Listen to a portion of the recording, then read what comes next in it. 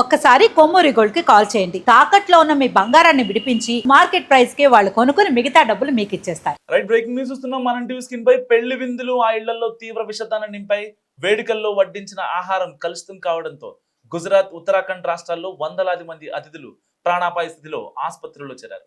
కేవలం కొన్ని గంటల వ్యవధిలోనే ఆనందమయమైన వాతావరణం కాస్త ఆర్తనాదాలతో నిండిపోయింది. గుజరాత్లోని దాహోద్ జిల్లాలో సుమారు 400 మంది, ఉత్తరాఖండ్లోని తెహ్రీ జిల్లాలో డజన్ల కొద్దీ ప్రజలు తీవ్ర అస్వస్థతకు గురయ్యారు. గుజరాత్ దాహోద్ జిల్లా అబ్లోడ్ గ్రామంలో నిర్మించిన ఒక వివాహ వేడుక ఒక్కసారిగా గందరగోళానికి దారితీసింది. సో వేడుక ముగిసిన కొన్ని గంటలకే భోజనం చేసిన అతిథుల్లో వికారం, ఇంకా వాంతులు, కడుపు నొప్పి, కళ్ళు తిరగడం వంటి లక్షణాలు కనిపించాయి. సుమారు 400 మందికి పైగా అస్వస్థతకు గురయ్యారు. ఒక్కసారిగా ఊళ్ళో 400 మంది అస్వస్థతకు గురి కావడంతో వాళ్ళ స్థానికులు కూడా కాస్త భయాందోళనకు చెందారు. సో వెంటనే విషయం తెలుసుకున్న ఆరోగ్య శాఖ అధికారులు రంగంలో దిగారు. సో ఏం జరిగింది ఏంటని చెప్పి పరిస్థితిని సమీక్షించారు. బాధితులను దగ్గరలోని హాస్పిటల్స్కు తరలించి ఇప్పుడు ప్రజెంట్ అయితే చికిత్స అందిస్తున్నారు వాళ్ళకి. సో ఏదైతే వాళ్ళు తిన్న ఆహార పదార్థాలు ఉంటాయో వాటి శాంపిల్స్ని కూడా వాళ్ళు సేకరించారు. అండ్ మరోవైపు రీసెంట్గా ఉత్తరాఖండ్లోని తెహ్రీ జిల్లా ఐ థింక్ ప్రాంతంలో జరిగిన ఒక వివాహ వేడుకలో ఫుడ్ పాయిజన్ అయ్యి ఆ యొక్క ఆహారం మొత్తం కలుషితం అయిపోయింది. దర్సాల్, జగడ్ ఈ యొక్క గ్రామాలకు చెందిన మహిళలు, చిన్న పిల్లలు ఎక్కువగా ఈ ప్రమాదానికి గురయ్యారు. సో ఒకరోజేమో 15 మంది, ఒకరోజు 20 మంది వరుసగా హాస్పిటల్స్లో చేరారు. వీరంతా కూడా కడుపులో నొప్పి అండ్ వాంతులు, కడుపు ఉబ్బరంగా ఉండటం, విరోచనాలు, సో కడుపు నొప్పితో బాధపడినట్టు కూడా వాళ్ళు చెప్పారు. సో ఇప్పటికే జిల్లా ఏదైతే మెడికల్ చీఫ్లు ఉంటారో వాళ్ళు మాట్లాడుతూ వాళ్ళ పరిస్థితి కాస్త స్థిరంగా ఉందని, సో వైద్య సిబ్బంది వాళ్ళని కంటిన్యూస్గా మానిటర్ చేసుకుంటున్నామని, ఎలాంటి ఇబ్బంది లేదని తెలిపారు. అయితే వాళ్ళందరూ అబ్జర్వేషన్లో ఉన్నారు. సో ఏదేమైనా ఫుడ్ సేఫ్టీ అనేది నిజంగా చాలా కీలకమైన అంశం మన డైలీ రొటీన్లో. ఎలాంటి ఫుడ్ తీసుకుంటున్నాం, ఎలాంటి వాటర్ తాగుతున్నాం, ఏం తీసుకుంటున్నాం, మన బాడీలోకి ఏం పంపిస్తున్నాం అనేది మన డైలీ రొటీన్లో చాలా అంటే చాలా అవసరం అది. సో ఇలాంటి ఘటనలపై లోతైన విచారణ జరగాల్సిన అవసరం ఎంతైనా ఉంది. అండ్ వివాహ వేడుకల్లో ఉపయోగించిన అయితే చిన్న చిన్న గ్రాసరీస్ ఏవైతే ఉంటాయో ఇంగ్రీడియంట్స్ లైక్ గోధుమ పిండి కావచ్చు. అండ్ బేసిక్గా నార్త్ అంటే ఎక్కువ గోధుమ పిండే వాడతారు. అండ్ గోధుమ పిండి, శనగపిండి ఎక్కువ వాడుతూ ఉంటారు. అండ్ స్టార్టర్స్ కూడా నూడిల్స్ ఇలాంటి వాటిని ఎక్కువ వాడుతూ ఉంటారు. సో అలాంటి పదార్థాలను ఇప్పటికే ఫుడ్ సేఫ్టీ అఫీషియల్స్ ఆ యొక్క శాంపిల్స్ని ల్యాబ్కి పంపించారు.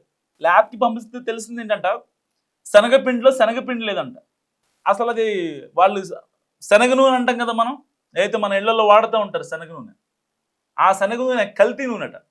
ఏదైతే ఫ్రైడ్ రైస్ పాయింట్లకి దగ్గర యూజ్ చేసినటువంటి, లేకపోతే రోడ్డు పక్కన వైన్ షాప్లు ఎదురుగా యూజ్ చేసినటువంటి ఆయిల్ ఉంటుంది కదా, ఆ ఆయిల్ని మళ్ళీ రీహీట్ చేసి దాంట్లో ఉన్న వ్యర్థాలను మొత్తాన్ని ఎరేస్ చేసి తీసేసి ఎక్స్ట్రాక్ట్ చేసి వచ్చిన ఆయిల్ని వీళ్ళు ఒక ఫేమస్ ఏదైతే ఒక మంచి బ్రాండ్ ఉంటుందో, సన్ఫ్లవర్ కావచ్చు, లేకపోతే కొన్ని ఆయిల్ నేమ్స్ ఉంటాయి కదా, ఏదైతే మనం కూరలలో వాడే ఆయిల్ నేమ్స్, వాటికి ఆ కల్తీ ప్యాకెట్లు తయారు చేసి వీళ్ళు అమ్మేస్తున్నారట.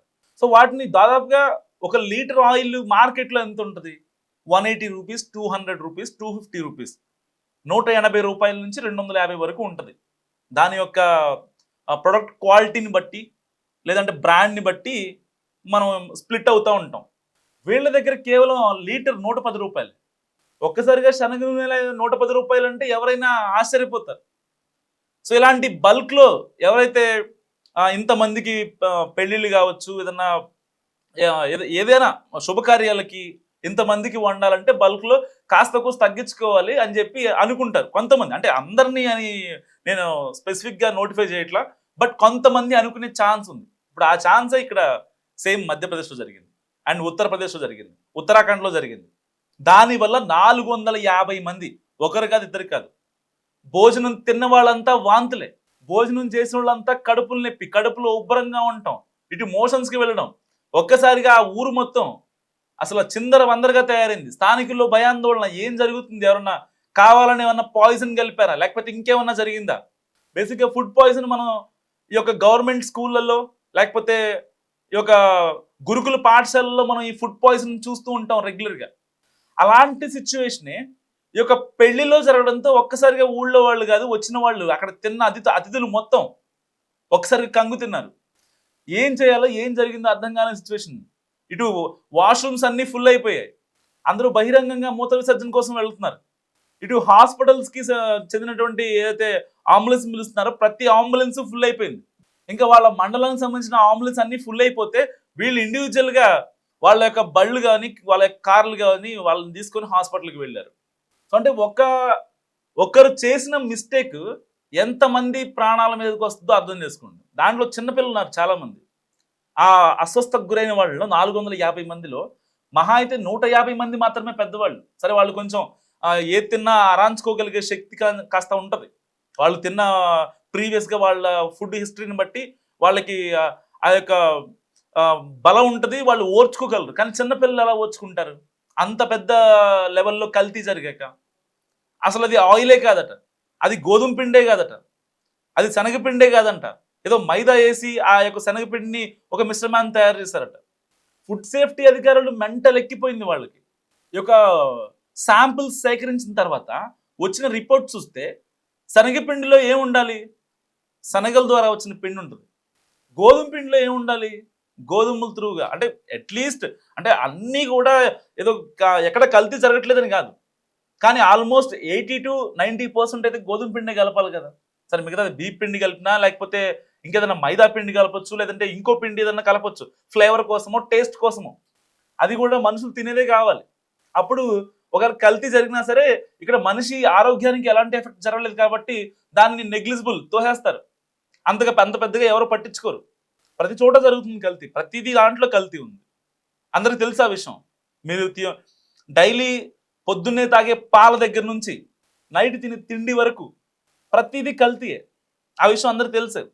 సో కల్తీని అరికట్టడం కోసం ప్రభుత్వాలు కృషి చేసినా, సో ఏదైతే సోకాల్డ్ కేటుగాళ్ళు ఉంటారో, అయితే ఈ పెళ్లిలో తనకి వచ్చే బడ్జెట్ని 450 మందికి ఫుడ్ అంటే కనీసం ఒక 1,00,000 వరకు మనం పే చేయాల్సి ఉంటుంది. సో ఈ బల్క్లో తీసుకుంటున్నాం కదా, ఇతను తక్కువకి ఇస్తున్నారని చెప్పి మనోడు ఏం చేశాడు, వీళ్ళ దగ్గర అయితే కొంచెం తక్కువ కదా, మనకు ఎంతో కొంత మిగులుతాయి, సో పెళ్లి ఖర్చులకు ఉపయోగపడతాయి అని చెప్పి అతను పడ్డ కక్కుర్తి ఇప్పుడు 450 మంది ఒక్కసారిగా హాస్పిటల్కి వెళ్ళి ఎంత ఇబ్బందులు పడుతున్నారో వాళ్ళకి మాత్రమే తెలుసు. నిజంగా ఇలాంటి సిచ్యువేషన్ జరగకూడదని కోరుకుందాం. ఎందుకంటే ఈ ఇయర్ మొత్తం పెళ్ళిళ్ళు ఉన్నాయి. సో ఎట్టి పరిస్థితుల్లో మీరు తినే ఫుడ్ హైజీన్గా ఉందా, అది కల్తీకి గురైందా లేదా అనేది 1-2 సార్లు ఆలోచించుకోండి. ఒకవేళ మీరే గనక ఒక ఈవెంట్ ఏదన్నా శుభకార్యం క్రియేట్ చేస్తున్నారంటే, దాన్ని హోస్ట్ చేస్తున్నారంటే మస్ట్గా సో ఎట్టి పరిస్థితుల్లో తక్కువకి ఇస్తున్నారని చెప్పి వేరే వాళ్ళ దగ్గర నుంచి ఆయిల్ తేవడం, గోధుమ పిండని బీప్ పిండని లేదా ఇంకేదో అని చెప్పి తీసుకురాకండి. సో మీ పెళ్ళికి వచ్చేది మొత్తం మీ దగ్గర వాళ్ళు, మీ బంధువులు, మీ అన్నలు, మీ చెల్లెళ్ళు, మీ తమ్ముళ్ళు, మీ బావగారులు, వీళ్ళే వచ్చేది. సో అలాంటి వాళ్ళకైనా ఒక మంచి హైజీన్ ఫుడ్ పెట్టే ప్రయత్నం చేయండి. అందరినీ ఇక్కడ ఇంక్లూడ్ చేయట్లేదు నేను. ఎవరైతే ఇలా చేసి 450 మంది హాస్పిటల్ పాలవడానికి పాల్పడ్డారో అలాంటి ఆలోచన మార్చుకుంటే, సో వాళ్ళు తినే ఒక ముద్దైనా మనం క్వాలిటీగా ఇవ్వగలిగితే బాగుంది అని చెప్పే ఇది వస్తే అది ఎప్పటికైనా వాళ్ళకి గుర్తుంటుంది. బేసిక్గా పురాతన మన ఆచారాలు సాంప్రదాయాల ప్రకారం ఒకసారి చూసుకుంటే పెళ్ళిళ్ళలో నాన్ వెజ్ పెట్టరు. సరే, ఇప్పుడు కొంచెం జనరేషన్ మారింది, ఈవెన్ నాన్ వెజ్ కూడా ప్రిఫర్ చేస్తూ ఉంటారు. కానీ పర్టికులర్గా హిందువుల్లో అండ్ తెలుగు స్టేట్స్లోని గోదావరి, కృష్ణా జిల్లాల్లో పెళ్ళిళ్ళలో అసలు నాన్ వెజ్ పెట్టరు. ఎందుకంటే ఒక పచ్చని సంసారం, ఒక పచ్చని కాపురం కలకలాల పాటు మంచిగా ఉండాలి కాబట్టి అలాంటి ప్లేస్లో ఒక జీవం యొక్క బలి కోరకూడదు. అక్కడ చికెన్ పెట్టినా మటన్ పెట్టినా ఒక జంతువుని అయితే కట్ చేయాలి కదా, ఒక పక్షిని అయితే కట్ చేయాలి కదా. సో దానికోసం వాళ్ళు ఇక్కడ నాన్ వెజ్ని ప్రిఫర్ చేయరు. సో ఎందుకు వెజ్ని ప్రిఫర్ చేస్తారంటే ఈ యొక్క రక్తం కనపడకూడదు అనే కాన్సెప్ట్ కింద. సో వాళ్ళకి వెజ్లో అయినా సరే ఎందుకు అన్ని వెరైటీస్ ఇస్తారు, స్వీట్స్ కావచ్చు, ప్రతిదీ ఫ్రైస్ కావచ్చు, చట్నీస్ కావచ్చు, లేకపోతే పూతరేకులు కావచ్చు. పెళ్ళికి వచ్చిన వాడు ప్రశాంతంగా తినేసి అమ్మయ్య బాగుంది, కడుపు నింపుకున్నా, చాలా బాగుంది అని వాడు తిని, పెళ్లికి వచ్చిన అతిథి ఎవరైతే ఉంటారో వాళ్ళు కడుపు నిండా తినేసి వచ్చి పెళ్లి కొడుకు పెళ్లి కూతుర్ని మనస్ఫూర్తిగా ఆశీర్వదించాలని ఆ యొక్క ఫుడ్ పెడతాం. యాక్చువల్గా మన సనాతన ధర్మం ప్రకారం పెళ్లిలో ఫుడ్ పెట్టడం అనేది కాన్సెప్ట్ ఇది. సో ఎప్పుడైతే పెళ్లి జరుగుతూ ఉంటుందో దానికంటే ఒక గంట ముందు పెళ్లి భోజనాలు స్టార్ట్ అయిపోతాయి. సో భోజనం చేసి వచ్చి కరెక్ట్గా ఆ పెళ్లి జీలకర్ర బెల్లం పెట్టే టైంకి అయితే అక్షింతలు పడతా ఉంటాయో మనస్ఫూర్తిగా ఆశీర్వదించాలని పెళ్లిళ్ళల్లో భోజనాలు పెట్టింది. అంతేగాని ఇలా కల్తీలు చేసి 450 మందిని బయటికి పంపించమని కాదు. సో ఈ వీడియో గురించి మీరేమనుకుంటున్నారో మస్తుగా కామెంట్ చేయండి. చూస్తూనే ఉండండి మనం టీవీ.